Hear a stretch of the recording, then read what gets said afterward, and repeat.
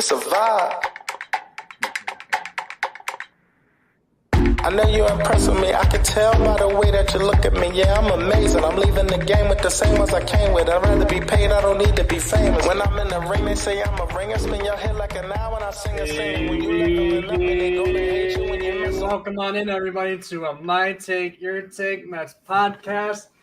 Fourth installment on the way. As always, it's myself, Triple Crown Media, along with my right-hand man, Mel Simmons. What up, Before we get started, everybody, we'd like to announce that we do have a new consistent streaming schedule coming up. It's going to be every Wednesday around 7 to 7:30 Eastern time, whenever we can get the stream set up and ready to go and work around our schedules. We're going to try to bring you guys podcasts every single week from now on going forward, just because we were trying to iron out the best day to do it between him and I. We live in different states, so working these things out was kind of important to get to here. So now, smooth sailing right ahead. How you doing, Mel? I'm doing good, man. I'm enjoying myself. My Giants got smoked in the playoffs, but it's all good. We're gonna let it ride. You know what I mean? Nick's still giving me this normal blues, so you know what I mean. But I'm still doing good. My sports happiness is still pretty up there. Looking to see what the Mets do. How you doing, bro? How about them Sixers? The hottest team in the league.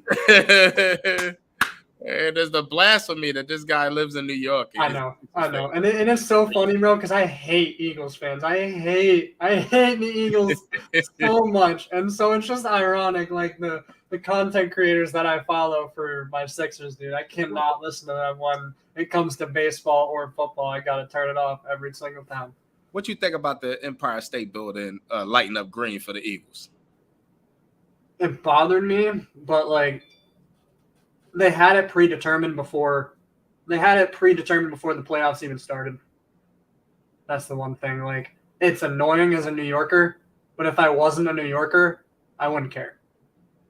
Oh, nah, I care. That's outrageous. No, I do care. I'm not saying I don't care, but if I understand why people are like, eh. Yeah, no. It's a Giants town, bro. Listen, man, to me, that's unacceptable for New York to do, especially since the Eagles absolutely obliterated the Giants on the way to the Super Bowl, just destroyed us, uncompetitive game, straight blowout. Maybe if it was close, hard-fought game, they won by 3 points, maybe. But unacceptable after getting stomped out by the Eagles, and they ran for 268 yards on us. Just embarrassing. Nah, throw the whole Empire State Building away for even considering that. We need to go ahead and contact the governor and let him know you guys are tripping with this. Anyway, on to the Mets. Greetings, everybody. Happy to be here with you guys today. We got some great topics. Number one, you already know what it is. It's big. Jeff Mcniel, 4 years, back on a team-friendly deal. You know, my cousin and one of my best friends, you know, he a Met fan. He live out here in Houston with me. He says the Mets never get team-friendly deals. We don't get the in-house people to stick around, and actually get them on the team deal. And we finally did. I thought it was crazy. I'm in a bunch of Facebook groups and people saying we didn't pay them enough. I'm like, it's a team-friendly deal. That's what we need to do. Screw those. Dude. I was talking to my dad about that the other night. If you're a Mets fan that's complaining about how much Jeff McNeil got paid, he's not complaining. He got paid $50 million. Shut up. Shut up. Take a hike. Find a new team. Because if you're going to complain about that, when we've been complaining about not paying our players, and now we're going to pay them, and he wants to be a Met, and he's willing to take that less money because he probably knows if I want the entire bag, one, I'm probably not going to stay a Met because they're going to prioritize Pete Alonso over Jeff McNeil. Right. Like, they'd much rather let him walk and keep Pete. But now that McNeil did that, I mean, it's $10 million a year, I think. Like, it's not bad at all for a guy that's hitting 300 every season of his career besides the year before last, and that was clearly an anomaly. He was trying to hit for power, which I've actually heard a couple things about that. Like, people are thinking that McNeil could possibly try to do like a happy medium because, like, he knows how to hit for high average, And when he does hit for power, like when he's focusing on hitting for power, he actually hits decent for like his build, power-wise. But if he can find that sweet spot, man, where he can hit 20 home runs and hit like 270, that'd be sweet. I'll take the 300 hitter. Keep the line moving. That's my opinion.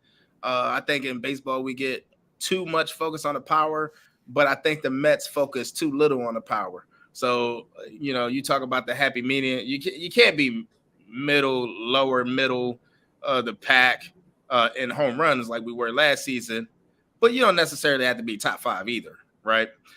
So, just being up in that top 10 of the home runs should get us there to be a little bit more competitive come the playoff time. Hopefully Alvarez and Beatty gives us a little bit more pop. But yeah, I mean, I'm not really sold on Mcniel hitting for power, 20 home runs and 270s. I went to 300. I went the line moving, get to the big boppers. That's my opinion on it. But I hear what you're saying. Like I know other people will kind of agree as well. I mean, as far as like the Jeff McNeil extension, this is what we need to do. This is finally the Mets getting a hometown deal. Like all these other teams, they get hometown deals. You know what I mean? The Houston Astros signed Alvarez. They ain't break the bank for him. That dude's one of the best hitters in the league. They get hometown deals all the time. Yeah, the Braves. Altuve, you know what I mean? So here with, the Mets, we seem to never get those hometown deals where we paying you what we believe you're worth, but you're not killing us either, with overpaying Jeff McNeil. That could have been a 4-year, $70 million deal. Would that be too much? Maybe. But, he wanted to be a Met. He stayed with the Mets. And I believe it was a fair deal on both sides. And he was happy. I don't know if you guys watched the press game, but $50 million is a lot of money to make in 4 years. I tell you that. So he's pretty good. Yeah, he's happy. Like I'd be happy with 50 mil. Give me that. So I got to bring something up. It's not actually on any of our segments, but this is word of mouth. Pretty sure Daniel Vogelbach was like top 15 against right-handers last season. Like ranking just like how good hitter. I don't know. And again, I don't know like what the metrics they're using to rank these batters. So they very well could be using your favorite stat of F4. But Daniel Vogelbach, I'm pretty sure was like, and again, it's against lefties because he can't hit. No, yeah, he is a lefty, right? Yeah, he can't hit righties. Yeah, he can't hit righties. Listen, I'm not sold on Vogelbach. I was hoping to not see him. I was hoping we signed Correa and then put Escobar at DH. I don't know if I'm sold on the platoon DH because what happens, what happened to the Mets last year. Okay, let's say Vogelbach is killing the right-handed or left-handed pitching. Okay, he's never going to get that left-handed pitcher in high leverage situations. So they're just going to swap him out. And then you bring in somebody like Ruff that only kills right-handed pitches, right? And okay, they bring in a right-hander. They get tired of Ruff. Then they bring in another lefty. Now you're down both of your DHs. So what do? You go to a Tyler Naquin or you go to somebody else. I don't know if I'm sold on a platoon DH thing unless these guys are somewhat respectable on the other side of the plate. So in the case of the Mets having two guys that just can't hit the other side of the plate, that doesn't work for me personally because it just leads for that just switching out more pitchers to get these guys out the game. So that's my stance on why I'm not sold on the platoon DH. I would rather have Escobar DH. Maybe we bring Batty, put him out there,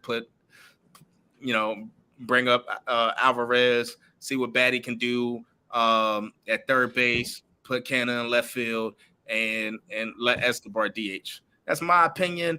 I don't know what your thoughts are. I'm not sold on a platoon DH. I'm not sold on Daniel Vogelbach. I don't care what he's doing against lefties when in a high leverage situation, he ain't going to face none.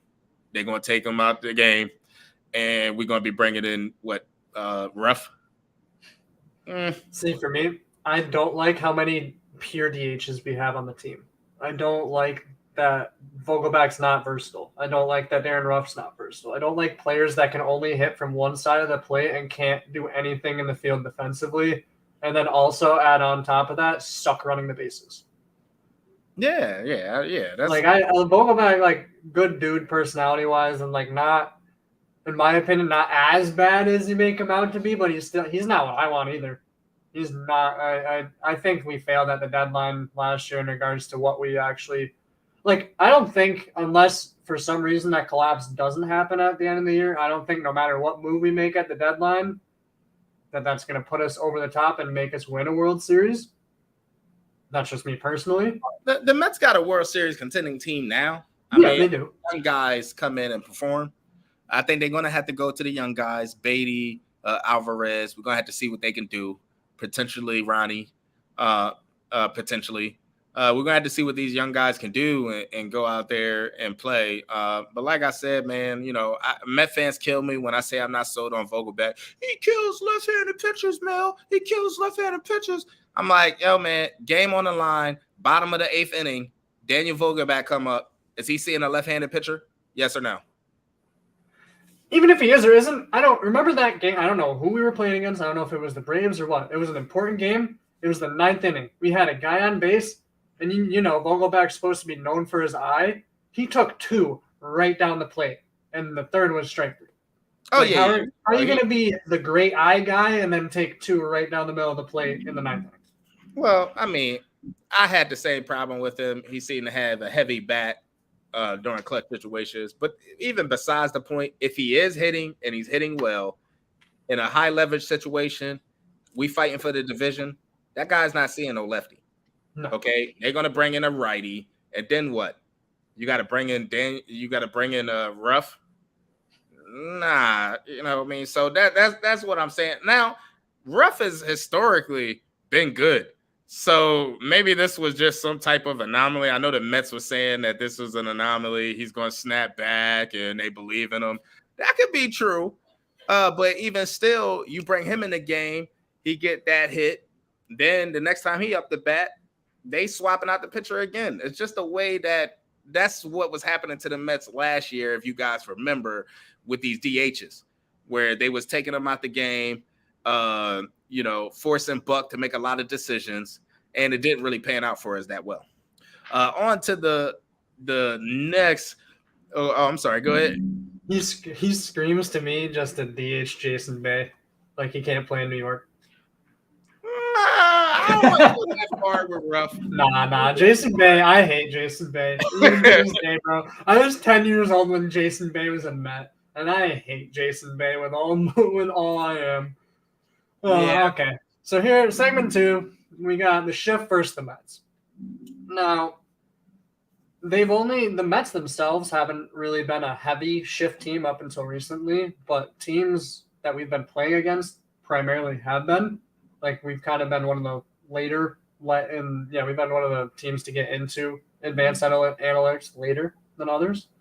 So I think personally that a player like a Jeff McNeil is going to really abuse not able to be fully shifted on anymore, because he was already being able to put the ball anywhere he could. I think him, a Brandon Nimmo, even a Lindor, a Marte, any of those players that can just kind of pepper the ball wherever they want to, pretty much at any given time. Even Pete, I mean, he can hit.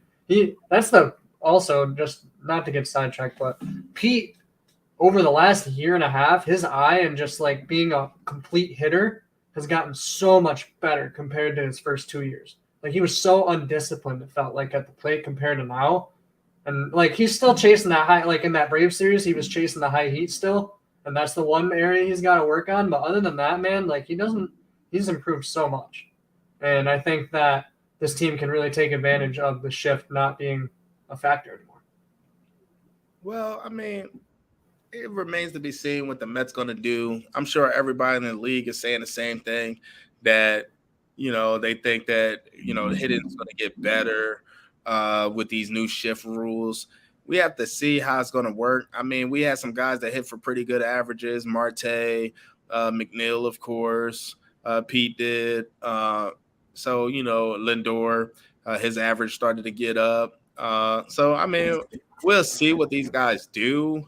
with these shift rules, I think it does help the Mets out a lot because they're not a home run hitting team. They're contact team. So maybe we get more hits, maybe we get more doubles, more singles, take a little bit of pressure off, especially if we're going to leave Nemo in that leadoff spot where he doesn't really run that well as far as stealing bases. He runs great when he, when there's a hit and he's running from first to third, but he's not a base stealer. He gets hurt. Maybe some of these, singles that Marte hits that turns into a double play. Maybe they're not over there, so he hits it. It gets through. Nemo can go first to third. Maybe it opens up that lowers that risk. And the one issue that I had with Brandon Nemo. So I mean, we'll see. I think it definitely not going to hurt the Mets. But how many more hits we're going to get because they changed the shift rules, we'll just have to see. I'm optimistic about it because, believe it or not, the Mets were top 5 in offense last year. So I know a lot of Met fans say we didn't have enough. We didn't have enough hitters and all this other stuff, but being top 5 is top 5. So with a top 5 offense and an elite defense and elite pitching, the Mets are supposed to compete. So even if they just have a top 5 offense next year and elite defense and elite pitching, they are supposed to compete for a World Series title. We've seen teams that didn't have a lot of pop, like the Royals who beat the Mets in 16, win a World Series. We know it can be done. So what does that look like for the Mets? Or do we get a little bit more pop from the young guys that we're going to bring in? Yeah, I mean, I'm pretty sure that's pretty much what they're banking on at this point. With, I think we all can agree that Correa was the apple of their eye once they realized he was attainable. But I mean, we're back to the square one that we were before Correa. I mean, we just gotta hope that these top prospects, and that's why they are top prospects, are supposed to perform. So as long as they're not busts, we should be looking at a good season. It should be pretty much we didn't lose anybody besides DeGrom. And even with losing DeGrom, we got the AL Cy Young. So as long as he doesn't fall off a cliff and Scherzer doesn't fall off a cliff and Senga doesn't suck and Quintana doesn't suck, I don't see any reason why this team, other than the division getting also better at the same time, not by much either. Trey Turner makes the Phillies better, but Bryce Harper is not going to be healthy for a good portion of the beginning of the year. I think that a couple wins are going to be taken away with our division getting better, but also at the same time, we don't play as many divisional games, and we have probably debatably the top 3 hardest division in baseball. I think right, the Dodgers division, the AL East, and the NL East. Yeah, and what were you going to say? Sorry. No, I'm expecting big things from the Mets. I keep optimistic. I am a Mets fan, but, I've been watching baseball for a long time. I've been watching the Mets for a long time. And, this team should be able to compete. And really all you want is a chance. You got 2 types of teams. You got teams that never make the playoffs, and when they do, they make a little bit of a run. Or you got teams that's consistently in a playoff, but they don't necessarily get it done recently, and I'd rather be in the mix. The Yankees is always in the playoffs. I want to be in the mix. We are building a team where the New York Mets should have a sustainable chance of being in the playoffs, especially with the expanded playoffs year in and year out. And once you get in the dance, you got a chance to win a World Series. So we've seen, teams like the Phillies who 3rd place in our division go to the World Series last year and compete. So once you get in the playoffs, you have a chance. So the Mets' key to winning a World Series is just consistently putting out a good product, consistently putting out a good team that gets in the playoffs every year. When was the last time the Mets consistently went to the playoffs? The 80s? Technically, I mean, what is consistency? 2 years in a row or more than that? More than that. Yeah, I'm about to say technically 15 and 16, but yeah, no, we haven't been consistent ever. If you want the real answer, I mean, in the 80s for that little blip, sure, but dude, we're a team that I'm pretty sure has made the playoffs less than 15 times in our entire franchise's history. Right. So you're not going to win a lot of World Series when you're not in the mix, right? But that's what's changed. Like now that we have an ownership group that's ready to support and give us everything we need financially and just go out there and do it, we're never going to, like, I don't see us going through a 10-year playoff drought. Like, as long as he's the owner, I don't see that because he's going to spend the money. Like, Right. Do you see, by the way, you see what I got pulled up here? Look at how much, now, mind you, do you think Jeff McNeil is a third of the player that Brandon Nimmo is? Yeah, I would say so, but go ahead. Only a third? You don't think he's like half the player of a Brandon Nimmo or like a 3/4 of a Brandon Nimmo? No. I think he's a lot better than a third of Jeff McNeil. Isn't that insane how the contracts are, bro? Yeah, I look at him as kind of like similar. I don't want to say similar players. I mean, Brandon Nimmo, he plays center field, so he's going to get a little bit of a bump on that. But I don't really see no significant difference on, Brandon Nimmo. Now, Brandon, you got to also know that deal for Brandon Nimmo is 8 years, where the deal for Jeff McNeil. Yeah, that's so true. That's half the deal. It's only 4 years. So if you double Jeff McNeil's, that's $100 million. So it's $100 million to 162. Yeah. So you know what I mean. So you can't. They're not really comparable contracts. Yeah, and I also think because we had McNeil in house, and obviously Nimmo's price was inflated. Nimmo is not actually worth 162, but he's worth that to us because there was nothing else out there that we were going to put in center field that was going to replace Nimmo. Mets fans kill me when I say he wasn't worth that kind of money, but it is what it is. Next topic, bro. That was our first pod, wasn't it? The first pod was the Brandon Nimmo pod, I think. It was.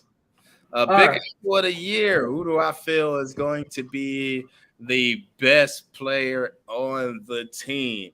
I'm going to go, believe it or not. Well, it's not really hard to believe. Let's do a pitcher and a catcher, actually. Let's do a rotation guy, or you can do a bullpen and then do a position player. Okay, I'm going Francisco Lindor to lead this team, be the I don't know if they're going to make him the captain, but he's going to have that kind of a season. He's somebody that's going to perform at a high level, switch hitter, going to kill it on the defensive end as he normally does, and just be a leader for the team. On the pitching, I got to go with Verlander. I'm expecting big things for him. You pay a guy $50 million for 2 years. We won a World Series. That's what we bought you here, and we need him to perform in the playoffs. I don't want to hear no excuses like we got when the whole Mad Max. He might have been hurt and maybe he wasn't healthy. Verlander don't come with excuses. He's supposed to come. He's supposed to perform. He's supposed to be that ace in the playoffs. He's supposed to be that number one.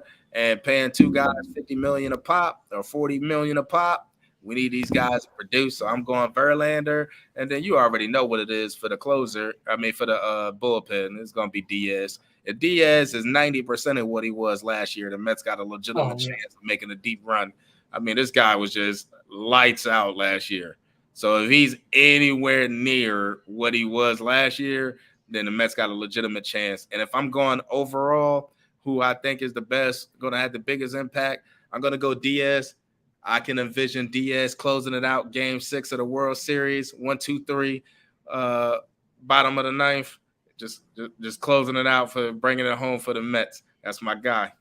Lastly, how about a prospect? Well, Big Apple of the Year prospect edition. Prospect, I'm going to go Alvarez. I want to see what the kid can do. Number 1 rated catcher. He dropped down to 4th in prospecting from the last time I checked, or 3rd. Yeah, at least I think so. It don't matter. Yeah, they dropping him in the standings. I want to see what the kid can do. He come up and hit 20 home runs. That's a big step up from what McCann and Nito did from a power standpoint. If he can bat 260, 20 home runs, hit at a high level, that's a win for the Mets. That definitely gives us a lot of that power we was lacking. And I want to see what the kid can do. Yeah, man. When I look at the rotation, I guess I'll start there. Big Apple of the Year. I can't say that I'm going to stray anywhere farther from what you said. I think Justin Verlander, we brought him in coming off of Cy Young. The year prior to that, he was coming off Tommy John, and that's pretty much the only actual injury he has had his entire career. And like I said in the previous segment, as long as he doesn't fall off a cliff, we should have a mean 1-2. Like it should be, our pitching should be better this year than it was last year, because last year we were injured almost all year. We never had that full starting five until the last 2 months. Not last 2 months, the last month. And even then, they weren't healthy. Like Scherzer had the oblique problem, and DeGrom didn't look right either in Oakland.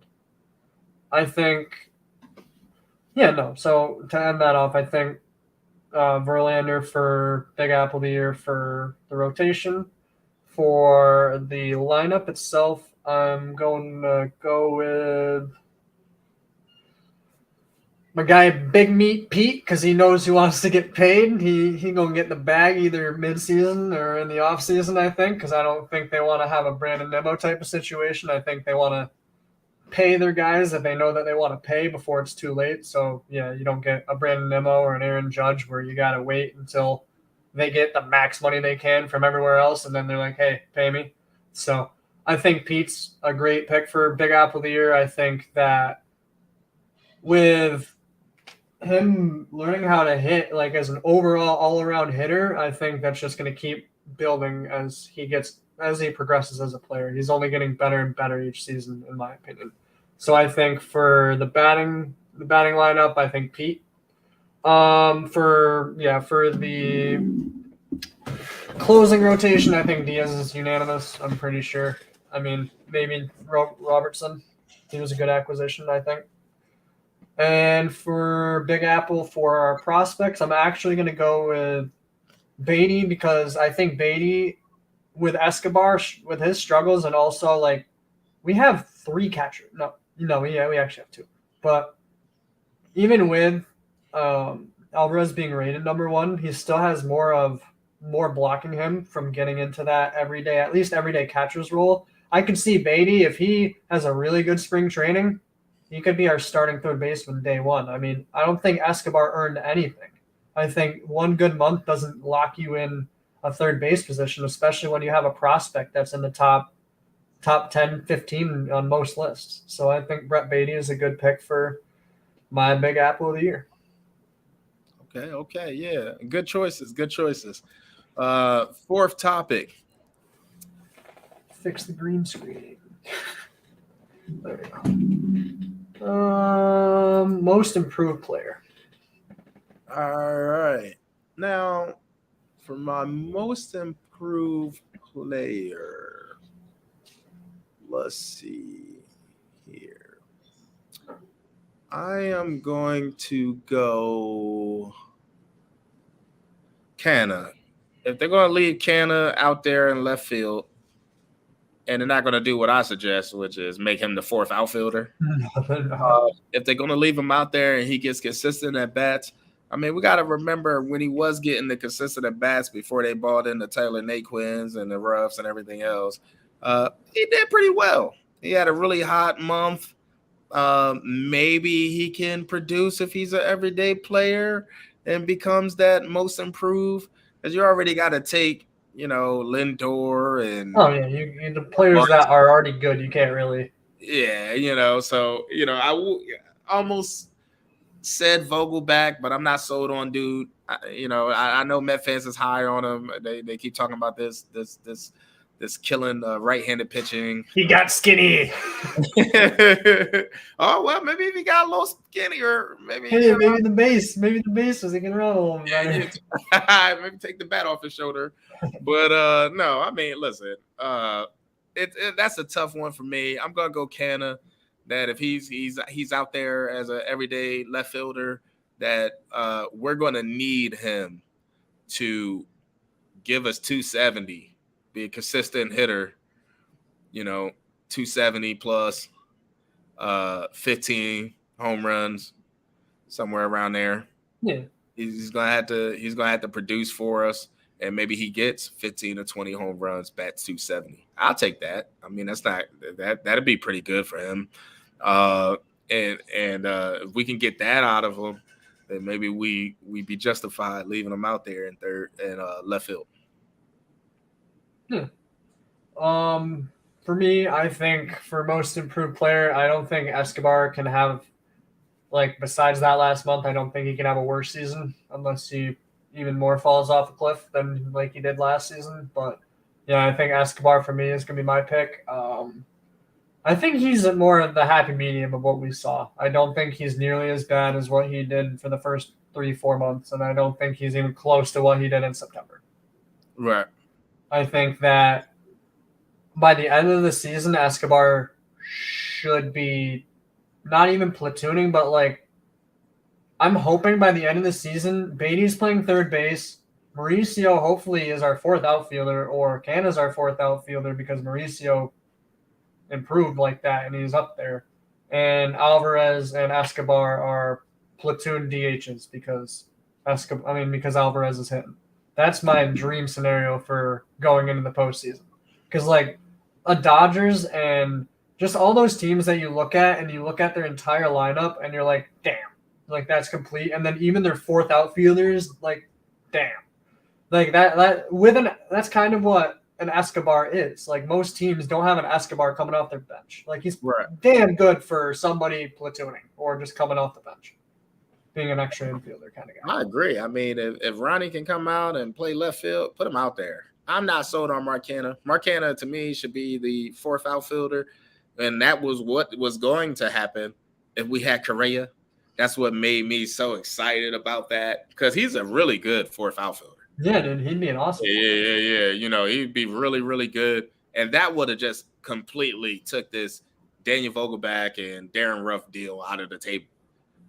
So now they still potentially on the table unless we get Ronnie up there and we get Beatty and Alvarez. So I'm hoping for the young guys because at the end of the day, these other teams be bringing these young guys up, like the World Series MVP rookie. These other teams be bringing these young guys up, man. They be hitting. I want to see what ours can do. For real. Start them in the beginning of the season, just see what they can do, man. And if they suck for a long extended, because you need your stars to perform, so that should take the pressures off of the Ronnies and the, the Beatties. That should take the pressure off of them. We need Lindor to hit. We need Marte to hit. We need the stars that we need Alonso to hit. We need the stars that when they come up, you're like, oh, it's about to go down. We got Marte up. We got Alonso up. We got some big boppers. We got Lindor up. This is crazy. We got Mcniel up. You know what I mean? We know what Mcniel. We know what Alonso. We know what Lindor supposed to give us. We know what Nemo's supposed to give us. We need those guys to consistently be great and bring up these young guys. That's Mel's solution to this problem of not, closing the Correa deal. And then if we don't win this year, but we get farther than what we did last year, next year we going after Ohtani and we going after Machado. And all we need is one of them to win a World Series. And now that brings me into kind of my final thoughts here. Dude, there's so much talk right now about us trading for Ohtani, and I don't see it. Like it's not happening. No, and at the same time, like other teams have better prospects. Like we do have the top two out of three catching prospects, but we're not giving up both of them. And on top of that, like they want pitching. The Angels really want pitching, and we have none of that in our farm right now. So I really hope, and that's what I'm worried about, man. But we got Cookie.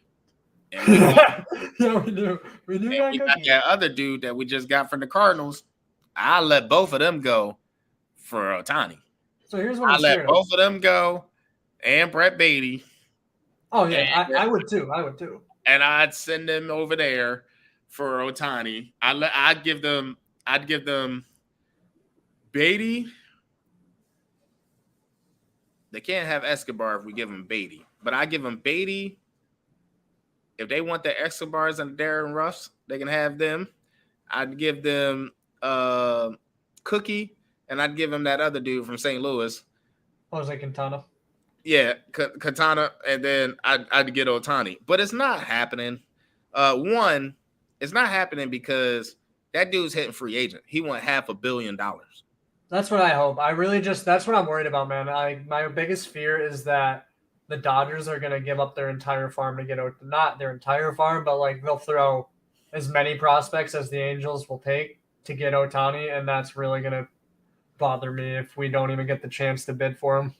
If the Dodgers get Ohtani, they're going to win the World Series. But at the end of the day, you know, any of these top teams that get an Ohtani got the Padres, dude. Imagine if the Padres got Ohtani. Like, I can't believe I'm even saying this. It's over. Crap. Like, that team, dude, I was thinking about this the other night. Like, they're so loaded. Like, I could see the Padres winning the chip next year. Like, it'd be over. But, I mean, like I said, man, one player don't make it, but one player makes it on a team that's already ready. And the Dodgers is ready. The Mets is ready. The Yankees is ready. The Padres and the Phillies is ready. The Atlanta Braves is ready. The Houston Astros is ready. That dude go to any of them teams, and they're World Series favorites instantly. So, you know, at the end of the day, that guy's hitting free agency. He's not going to give up $500 million. And the teams is only going to trade for him if they can do a sign and trade, which he's not going to agree to unless they come in with the house. The only way we get Ohtani is if we come in with the trade with $500 million on the table. Boom. 10 years, $500 million. I hope. That's $50 million a year. I hope we do that. Hey, man, it's not happening. We'll probably end up paying that in free agency, but there's only no, that's what I was talking about. My bad. There's only 3 teams that's going to make that deal: the Dodgers, the Yankees, and the Mets. The Mets are not getting outbid by the Yankees. I would bet my entire life savings on that because Steve Cohen ain't gonna let that be a thing anymore. I don't want to say that it won't. The Yankees say something like 550, 10 years. Maybe the Mets be like, nah. I think Steve Cohen ain't gonna be like, all right, 6. Nah, man, $600 million. I don't care what that dude $600 million and get hurt. Now the only thing with Ohtani is in New York, there's a lot of foreign people, that will show up to the games. Mets season tickets will be sold out instantly if they get an Ohtani. And so with Yankees. So at the end of the day, you probably won't even be able to get a ticket in Citi Field. They get Ohtani. That's how crazy it's going to be out there. So I do think Steve Cohen is gonna put it up, but there's a limit for everything. Yeah, and $600 million on one player. So if the Yankees offer something crazy like 550, 10 years, maybe Steve Cohen don't do it. Maybe let's say the Mets win the World Series this year. Are you really pressed to get Ohtani if you win the World Series and pay this man $500 million? Yeah, because that makes my chances of winning a chip even greater the next year. The one thing that I'm scared of with an Ohtani signing is you and I both know that at some point, one side of his game is going to give out. He's not going to be able to pitch and hit at the level that he is right now for 20 years. Not a shot. In about 6, I think, maybe even sooner, he's given up probably pitching. If you had to guess which side do you think he would give up? He's a 40 home run guy, right? Like he hits 40 home runs and he has a 2.5. I don't know. He might stick with the pitching longer. It depends, man. The swinging that bat, that got a lot of injuries. You get the back deal. You get, the shoulder problems. I don't know. I don't know what he'd give up. All I know is the Mets don't need 10 years out of him. The Mets need 1 or 2 World Series out of him. Once you get 1 or 2 World Series, the contract, in my opinion, is paid for. The Mets, my final thought is they running a Super Bowl commercial for the Mets. I'm trying to see what this deal going to be about because go ahead and release this Super Bowl commercial and tell us we signed Ohtani or something. Yeah, that ass, man. Like, you know what I mean? Like, I've never seen a baseball team do a Super Bowl commercial. But, hey, I mean, listen, we got an owner that's going to want to compete, that's going to want the best players. And if we don't get Ohtani, we're going to get Machado. If we don't get Machado, we try to get Ohtani. They talk about the Mets might try to get both. And if the Mets had Ohtani and Machado on this team right here, they're World Series favorites. It's not even a question. So, at the end of the day, who knows what the Mets going to do? They got the money to do whatever. He just made $2.4 billion on some type of hedge fund. This guy not hurting for money. But everybody got a limit. And we seen that he has a limit. Otherwise, we have Correa. That's true. My point is they should have signed Correa because we try and win the World Series within the next 2 years because we got two 40-year-old pitchers. They didn't do it. So he has a limit. So all these Met fans that say he just going to spend whatever it costs to get old Ohtani is not true. Because he would have bought in Correa. So that's my final thought. We love you guys. We're going to get out of here. But thank you guys for checking out. Everyone was laughing, now they hitting my line and they try to gas me. Don't hit my jack, cause I ain't answering. Not even worth a dial tone. I leave my wrist receipts on just so you can know what type of time I'm on. This is that vibe.